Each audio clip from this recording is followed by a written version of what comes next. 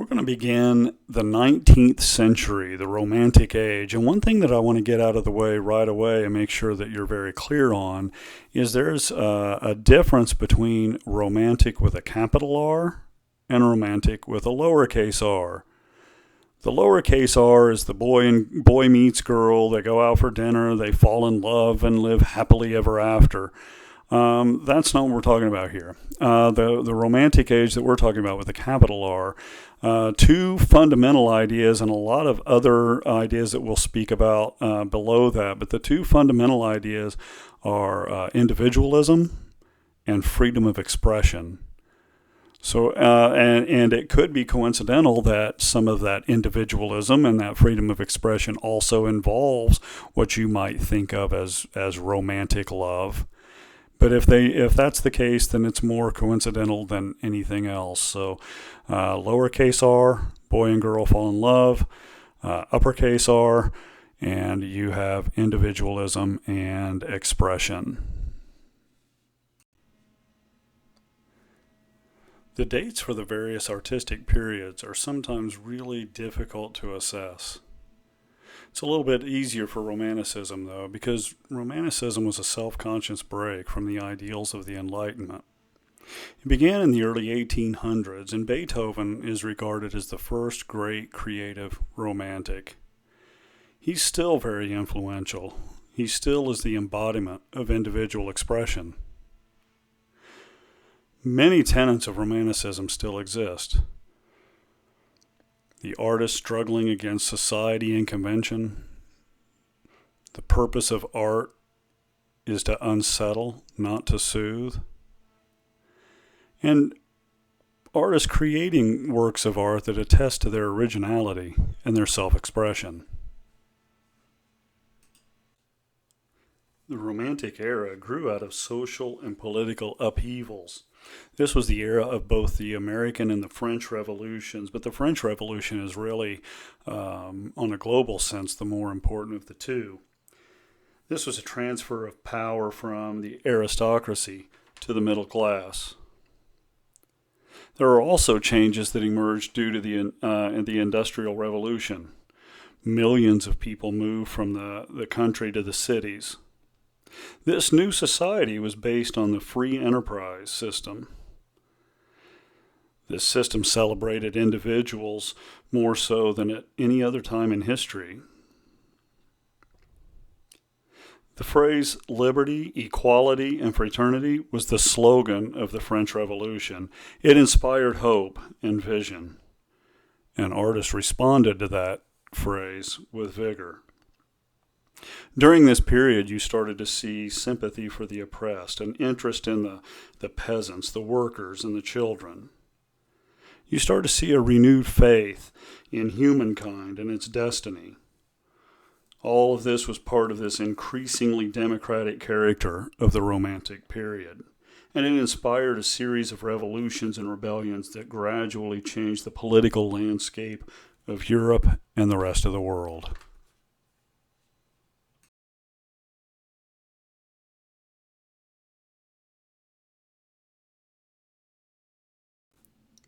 One thing to keep in mind is every artistic period is actually a reaction to an artistic period that came before, and the Romantic period is no different. The poets and the writers rebelled against the conventions of the classical era. Romantic writers were drawn to the fanciful, the picturesque, and the passionate. They emphasized intense emotional expression.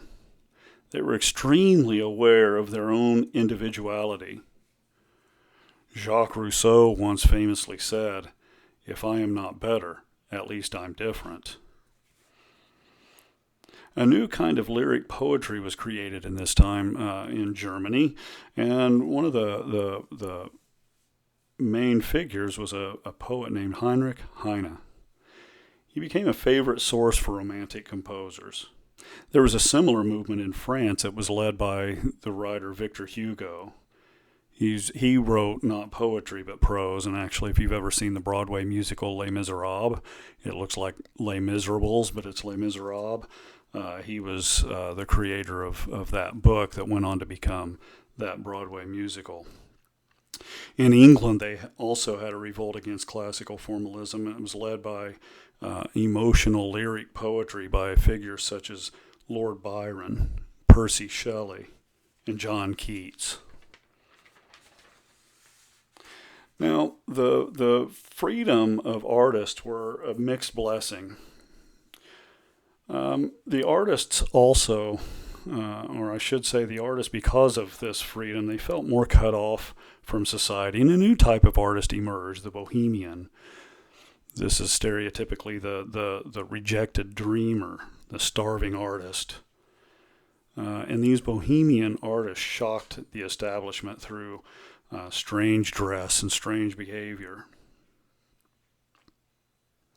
Some ingredients of the romantic mood are these eternal longing, regret for lost happiness of childhood, and this indefinable discontent.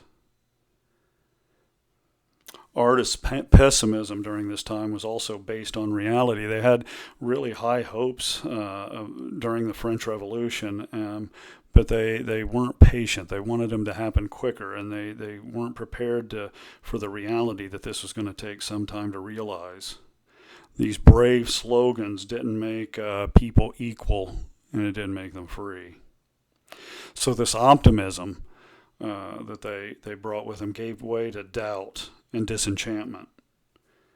This state of mind was reflected in their arts and in their literature. This was also a time that the novel really came to the fore.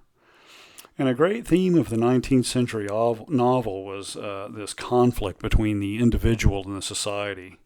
I mentioned Hugo in Les Miserables a few minutes ago, and he wrote it, he dedicated it to, quote, to the unhappy ones of the earth, end quote. Another common theme during the Romantic Age was idealization of the past. You've got authors such as Walter Scott, who wrote Ivanhoe, Alexandre Dumas, The Three Musketeers. There was also a longing for far-off lands. During the Romantic period, they were incredibly inspired by exotic scenes with such artists as Eugene Delacroix. You also saw these eerie landscapes both in painting and in literature. For example, in the poem Kubla Khan by Samuel Taylor Coleridge.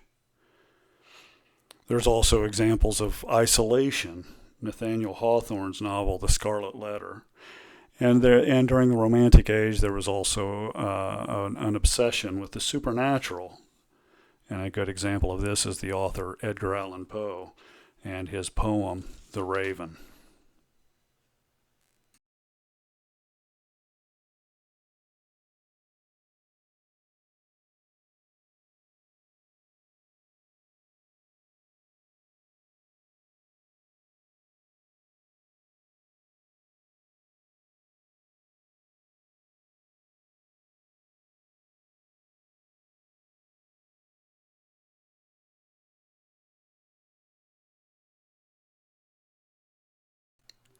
Music in the Romantic era was certainly enhanced by the Industrial Revolution. New technology helped to create better and more affordable instruments. This led to improved techniques, and that improved the sound, or influenced the sound, I should say, of Romantic music. There were more public concerts during this time, and that led to larger orchestras. New instruments added new timbres and extended the high and low ranges of the orchestra. New instruments like the piccolo, the English horn, the tuba, and the contrabassoon. Dynamic range was expanded from the very, very loud to the very, very soft, and that added an extra dimension of drama to the music. The techniques for writing for orchestra also improved, and orchestration became an art in and of itself. And what orchestration basically is assigning the right instrument to play a particular line of music. One of the best in history of that was Hector Berlioz, and we're going to be looking at one of his pieces later on. But composers started to use timbre like artists used color, and that helped them to create a mood and a certain atmosphere, and also to evoke emotional responses. Because orchestras got so large, it was impossible to direct from a keyboard or just the first violinist taking over the conducting duties. So conductors were now needed. Composers started to develop an expressive vocabulary to communicate their intentions very, very precisely. Terms like dolce, which means sweetly, con amore, with love. We also saw a new interest in folklore and rising nationalism during this period. Composers would make use of folk songs and dances from their native lands, and you started to see these national styles to form and flourish. Music from Hungary, from Poland, from Russia. And this also added to the language of music. And as I mentioned before, composers were also inspired by the exotic. It didn't have to be authentic. It just had to evoke the images of whatever country that they were writing about. And of course, when we in the West talk about exoticism, we are talking about music from the East.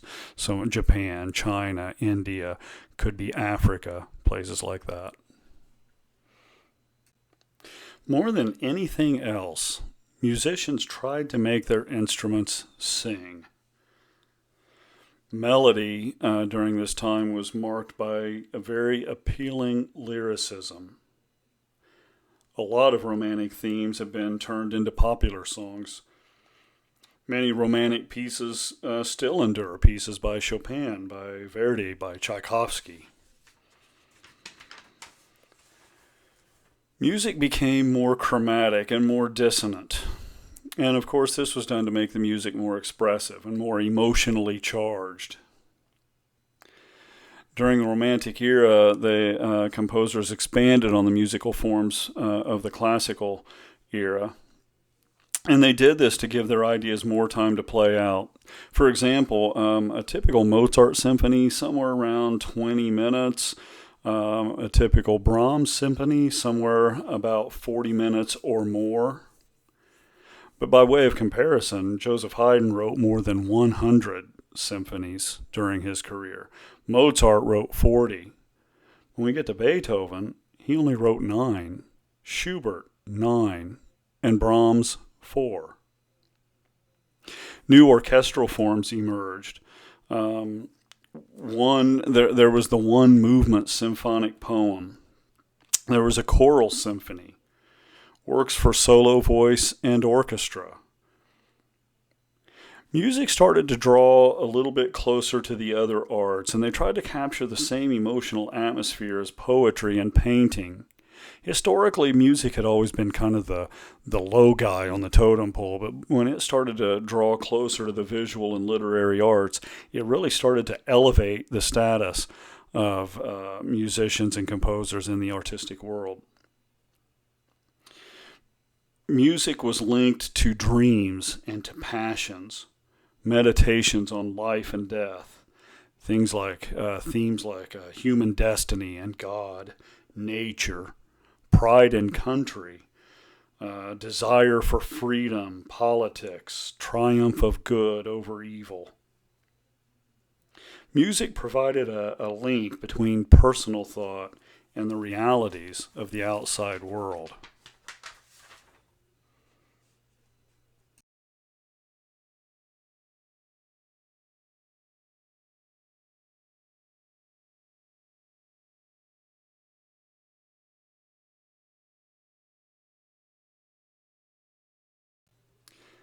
New democratic societies liberated composers and performers. You might recall that, Mozart, when he was younger, hated the fact that he had to work under the direction of the cook. So the patronage system during the Romantic Age starts to it begins to die off, and composers and performers became free to pursue their own careers in the directions that they wanted to pursue them in.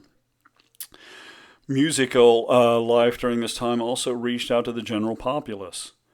Performances in public concert halls as well as in aristocratic salons. 19th century musicians were supported by this new middle class, and they met their audience as equals. And for the first time, they could really make a living on their own in their profession. Solo performers dominated the concert halls. Performers like violinist Niccolo Paganini, pianist Franz Liszt. These individuals became stars who were idolized by the public. Composition was still dominated by men, but some women became very successful. One, Clara Wieck Schumann. She composed piano, vocal, and chamber music. Fanny Mendelssohn Hensel. She's the sister of the famous composer Felix Mendelssohn, but she's known for songs and piano music. And she is also known for holding very popular salon concerts in her own home. We also had women as patrons. There was the novelist George Sand, who played a key role in Chopin's career. You're probably thinking, George doesn't sound like a woman's name. Remember, at that time, women would have had a very difficult time being published as writers, so she took the name George Sand to get her work out there. Nadezhda von Meck was a wealthy widow who supported Tchaikovsky early in his career, and she made it financially possible for him to be able to compose. During this time, music became a profitable business venture, led to debates about relationship between art and commerce. Stephen Foster is a perfect example of someone who is exploited by the publishing industry. Giuseppe Verdi, which we'll look at one of his works later on too, was a very savvy businessman, very unlike Stephen Foster, but he was a very savvy businessman, and he established economic models that are still beneficial today. We started to see a separation between light music for entertainment and art music for serious listening. This led to categories of music like popular and classical.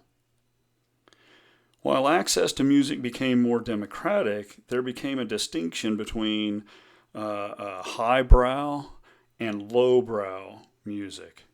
But that happened fairly late in the period.